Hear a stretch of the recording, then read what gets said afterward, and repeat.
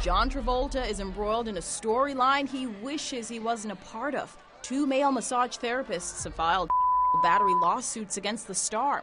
I knew what was funny. I knew what wasn't funny. I knew what was cool looking in moves. I knew how to comb the hair, how to pose, how to be cool. John Travolta says it's absurd and ridiculous. Proof that John Travolta did any of this, and we're just going to have to wait and see what happens. In the tumultuous landscape of Hollywood scandals, the year 2012 bore witness to a riveting tale that would send shockwaves through the entertainment industry. The central figure in this scandalous narrative was none other than John Travolta, a cinematic icon known for his roles in unforgettable films such as Grease. The alleged transgression? An attempt to perform oral S on his Grease co-star, Jeff Conaway, an accusation that would unfold in tabloid headlines, casting a shadow over the reputations of those involved. The story, as reported in 2012, unraveled in the early 90s within the confines of Conaway's residence. Lizzi, Conaway's longtime girlfriend, emerged as the key storyteller, detailing an incident that purportedly occurred while Conaway was in a state of repose, blissfully unaware of the storm that was about to disrupt his life. Travolta, a friend of decades, was accused of violating this trust, awakening Conaway with inappropriate advances that would strain their friendship to the breaking point. Lizzi provided a vivid account of the alleged encounter that forever altered the dynamics between the two actors. She claimed that the incident, a betrayal of friendship so profound, persisted as a rift until Conaway's tragic demise in May of the previous year. Conaway succumbed to complications of pneumonia at the relatively young age of 60, leaving behind a legacy that would now be forever entwined with this scandalous revelation. The primary source of this explosive information was the National Enquirer, a publication known for its sensational reporting. Delving into the intricate details of the purported encounter, Lizzi's account suggested a chilling revelation that added a layer of tragedy and complexity to an already sensational story. According to reports, Lizzi became aware of the incident through a S-note left by Conaway in 2006. This note, penned during a year marked by Conaway's desperate attempt to take his own life, reportedly contained details of the disturbing incident with Travolta. "This was a betrayal beyond words," Lizzi was quoted as saying in the tabloid. "To discover such an intimate violation from someone he considered a close friend shook Jeff to the core. It changed everything between them." However, as tabloids fueled the flames of scandal, John Travolta's attorney, Marty Singer, vehemently denied the veracity of the claims. Singer, a seasoned legal mind in the realm of celebrity scandals, dismissed the reports as part of a broader tabloid agenda to boost sales through defamatory stories about his client. This spate of recklessly published tabloid stories is just part of a malicious tabloid agenda to boost lagging sales by running outrageous defamatory stories about my client, Singer asserted. These stories are sourced by people seeking notoriety or a payday. Singer went further, questioning the credibility of Lizzi.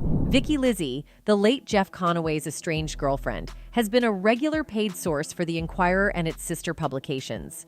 Yet this is the very first time we are hearing this new outlandish story that is supposedly based on a 6-year-old notarized S-note, he said.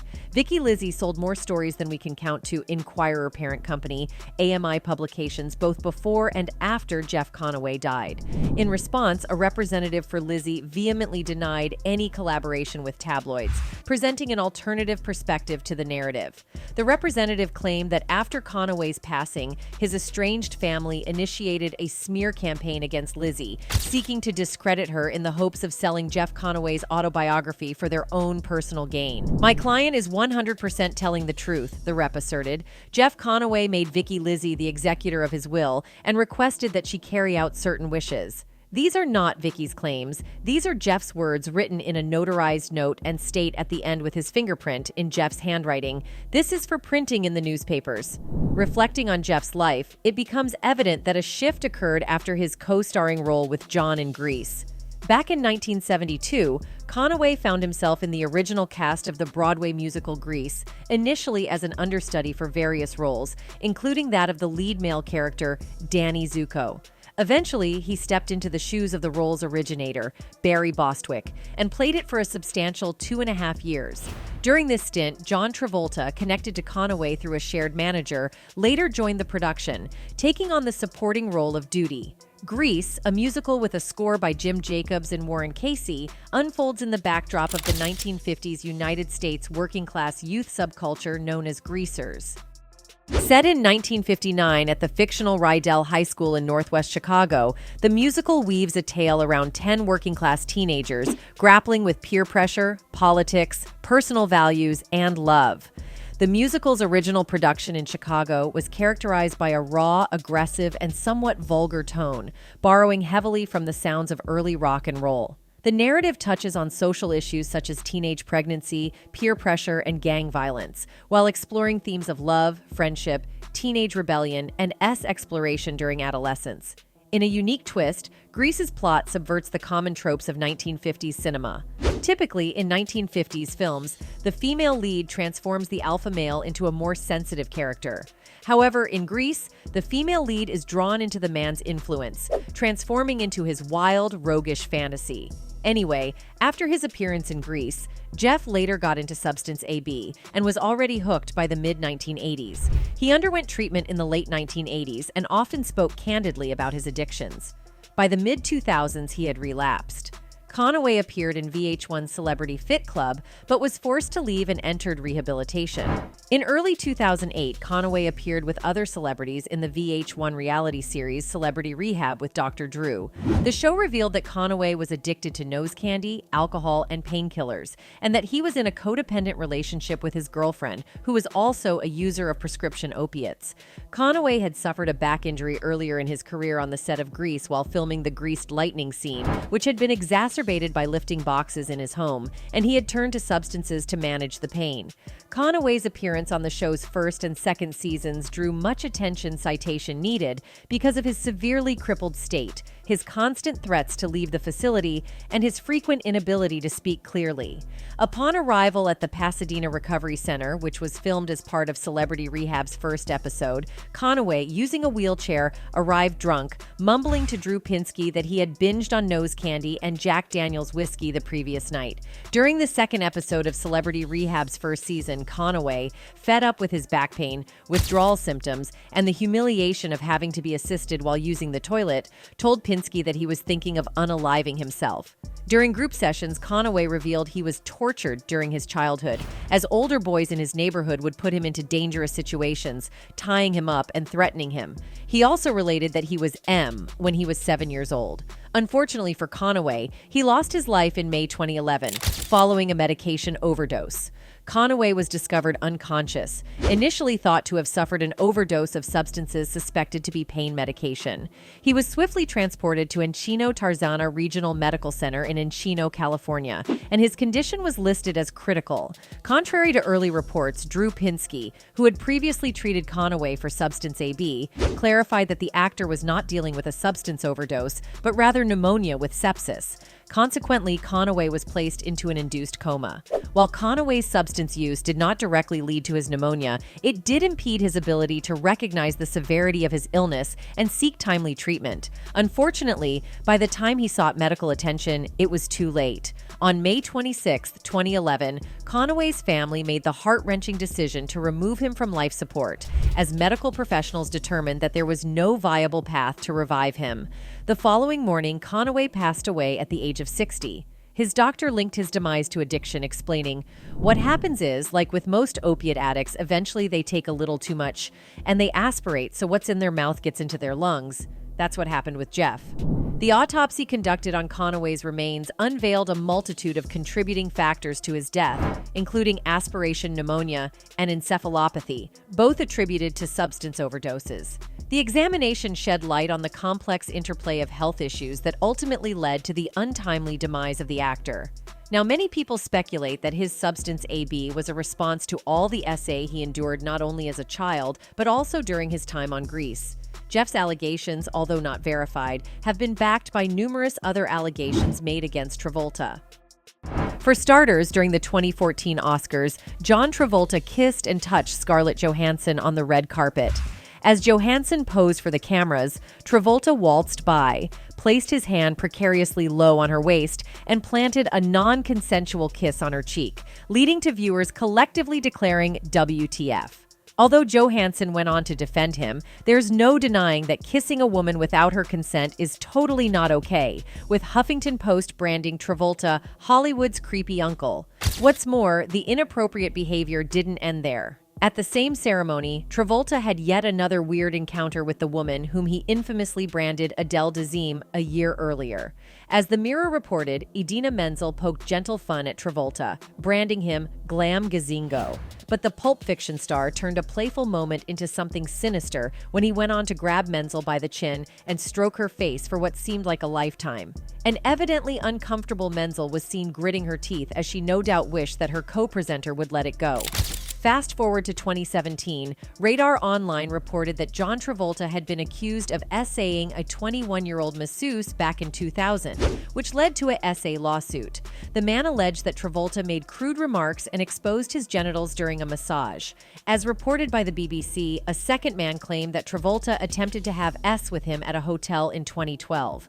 Per E! News, Travolta denied the claims as baseless, and two of the alleged victims dropped their lawsuits. However, another man soon accused him of misconduct. It got to the point where they couldn't find any men to take him, and they had to ban him. The accuser told the New York Daily News regarding Travolta's alleged insatiable requests for male masseuses via Express. And the inappropriate behavior doesn't end there. Is Travolta a gym freak or a total creep? Apparently, he loves nothing more than heading to the gym at 3 a.m. Attendee Justin Jones told ABC News that Travolta was showing up to a Florida gym in the early hours of the morning and began an overly friendly conversation with him. He asked a lot of questions about if I was married and if I had kids, Jones explained. Not all of the Travolta gym stories are quite so innocent, however. According to an unverified Reddit story, via Gawker, another man had an encounter with Travolta that led to some decidedly inappropriate behavior, whereby the star supposedly exposed his genitals. In any case, Travolta also seems to have been against the Me Too movement. But then again, should we really be surprised? John Travolta is not immune to expressing some utterly misguided views on the pivotal social movement. At the 2018 Cannes Film Festival, Travolta surely confused attendees and reporters with his views. When asked about the Me Too movement while promoting Gotti, it seems Travolta didn't quite get it.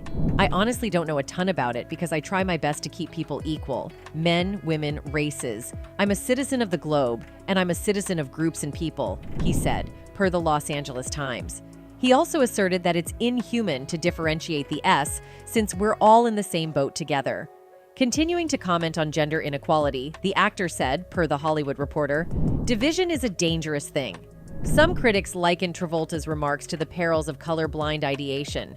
The Cut argued, as a post-race, post-gender citizen of the world, Travolta doesn't have the time or bandwidth to consider the biggest social reform movement currently sweeping through his industry. In any case, it seems Travolta has had a weird, intimate inclination towards men for the longest time. Over the course of John Travolta's Hollywood career, numerous men have claimed to have had homo-esque experiences with the actor. The first person to ever come forward with allegations that John Travolta was hiding his true S from the public was a porn star by the name of Paul Baresi. Paul came out with his story about John Travolta all the way back in 1990. He and John Travolta had been engaged in a romantic relationship that lasted for 2 years. It is from 1983 to 1985. Of course, if Paul's story were true, this would mean that John was actually cheating on Doug Gotterba with Paul Baresi. This would make John a pretty big hypocrite given how much of a hard time he gave Doug out of fear that he was being unfaithful. According to Paul Baresi, his and John Travolta's romantic relationship started when the movie star approached him while they were both at a gay bathhouse. John perhaps recognized the porn star from his variety of adult features, some of which Paul had even directed. After John approached him, Paul claimed that the two had dozens of times that night. The romantic encounter led to a 2-year relationship.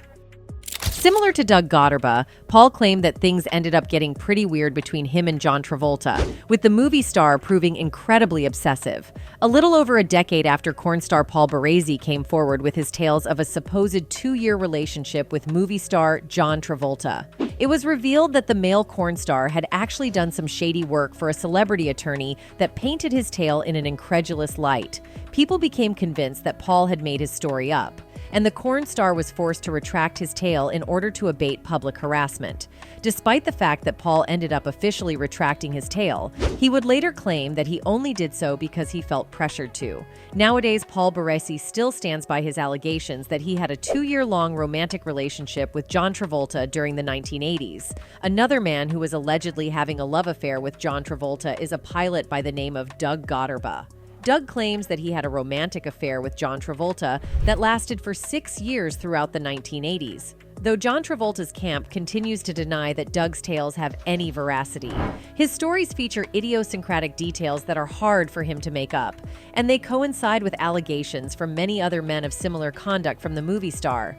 Doug Gotterba claims to have met John Travolta in 1981. In fact, Doug asserted that the documents held the proof, as he and John found themselves entwined in a professional encounter. John Travolta, in search of a new pilot, had Doug Gotterba among the candidates he interviewed. The meeting, Doug recalled, transpired in February, and by the fall of that same year, a romantic chapter had begun. Their initial rendezvous unfolded on the Californian shores, where they shared wine over dinner at the Hyatt Carmel Highlands. Following that first dinner, Doug claimed that John extended an invitation to his room for a massage, an invitation that would set the stage for a swift transition into a more intimate connection. The passage of time saw their relationship endure for 6 years, only to unravel in the later years of the 1980s amid mounting tensions. John, in his efforts to shield his true self from public scrutiny, also grappled with suspicions of infidelity, leading to a fateful intrusion into Doug's space, where belongings were seized without consent in a quest for proof. The narrative, once a fairy tale romance between a movie star and his pilot, took a darker turn. John and Doug embarked on journeys to exotic lands, exploring cultures in Kenya, Amsterdam, and Hawaii.